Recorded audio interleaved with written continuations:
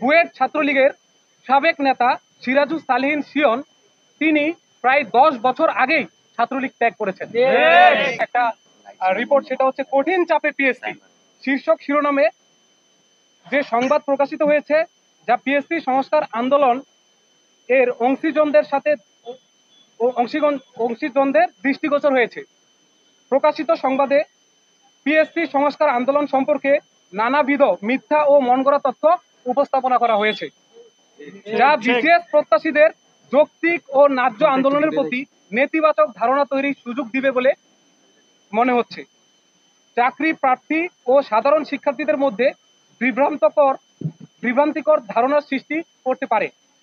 প্রকাশিত সংবাদের প্রতিবাদে পিএসসি সংস্কার আন্দোলন এর বক্তব্য নিম্নলিখিত।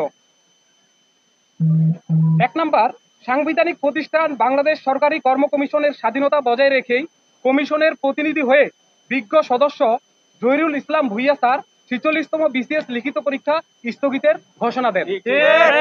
2 নম্বর, মাননীয় উপদেষ্টা আসিফ মাহমুদ সজীব ভূঁইয়া স্যার পিএসসির বিজ্ঞ চেয়ারম্যান ও বিজ্ঞ সদস্যদের শিক্ষার্থীদের দাবি দেওয়া মেনে পরীক্ষা পিছানো সহ আমাদের যে দাবিগুলো ছিল সেগুলো মেনে নেওয়ার জন্য অনুরোধ করেছেন এবং সার্বিক পরিস্থিতিতে পিএসসির নিকট সেটা তুলে ধরেছিলেন। এবং সর্বশেষ বিজ্ঞ সদস্যদের সিদ্ধান্ত তিনি প্রেসের সামনে উপস্থাপনা করেছেন। 3 নম্বর, বুয়েট ছাত্রলীগের সাবেক নেতা সিরাজুল সালেহীন শিয়ন তিনি প্রায় 10 বছর আগেই ছাত্রলীগ ত্যাগ করেছেন। বর্তমানে তিনি বাংলাদেশ জাতীয় পার্টি বা বিজেপি এর রাজনীতিতে সক্রিয় রয়েছেন, সেটা ব্যক্তিগত ব্যাপার। 4 নম্বর, এনসিবির মুখ্য সংগঠক উত্তরাঞ্চল সার্জিস আলম রাজু ভাস্কর্যের পাদদেশে অনশনকারীদের সাথে সংহতি জানাতে এসেছেন। এই আন্দোলনের নেতৃত্ব দেওয়ার কোনো প্রশ্নই উঠে না। 5 নম্বর, 8 এপ্রিল 10-12 জন শিক্ষার্থী নয় বরং 300+ পরীক্ষার্থী পিএসসির সামনে উপস্থিত ছিল। পরীক্ষার্থীরা কেউ গেট ভাঙেনি, বরং গেট খুলে পিএসসির ভিতরে অবস্থান নেন। পিএসসির মূল কার্যালয়ে প্রবেশের কেউ চেষ্টা করেনি।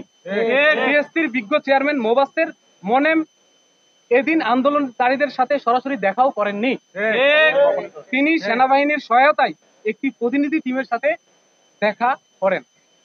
6 নম্বর, 9 এপ্রিল রাজু ভাস্কর্যের পাদদেশে কোনো আন্দোলন করা হয়নি। 11 এপ্রিল পিএসসির সংস্কার আন্দোলন কর্তৃক কোনো কর্মসূচি ছিল না। বিজ্ঞ চেয়ারম্যান পদত্যাগের বিষয়ে কোনো উচ্চবাক্য করেনি। 7 নম্বর, 46তম বিসিএস এ প্রশ্ন ফাঁসের সাথে জড়িতদের বহিষ্কার এবং পিএসসি সংস্কারের 8 দফা দাবি আদায়ে অনশন কর্মসূচি পালন হয়েছে। 8 নম্বর, বারবার বলা হয়েছে 10-12 জন আন্দোলনকারী উল্লেখ করে পিএসসি সংস্কার আন্দোলনকে হেয় করা হয়েছে। আপনারা জানেন আন্দোলনে প্রত্যেকবারই সহস্রাধিক বিসিএস প্রত্যাশী এবং সাধারণ শিক্ষার্থীর সক্রিয় অংশগ্রহণ ছিল। এটা 46তম বিসিএস পিছানো বা স্থগিতের কোনো আন্দোলন না, এটা বিসিএস প্রত্যাশীদের পিএসসি সংস্কার এর আন্দোলন। 9 নম্বর, পিএসসি সংস্কার আন্দোলন কর্তৃক প্রস্তাবিত 8 দফার বিস্তারিত এখানে উল্লেখ করা হয়নি। আরেকটা ব্যাপার, প্রশ্ন ফাঁস নিয়ে তারা কোনো ধরনের নিউজ করেনি। ভুল ও বিভ্রান্তিকর তথ্য প্রকাশ করে পিএসসি সংস্কার আন্দোলন সম্পর্কে ভ্রান্ত ধারণা উপস্থাপনা করা হয়। এমত অবস্থায় সঠিক ও বিস্তারিত তথ্য দিয়ে প্রতিবেদনটি সংশোধনের জন্য সংবাদপত্র কর্তৃপক্ষের নিকট অনুরোধ করা হচ্ছে। ধন্যবাদ।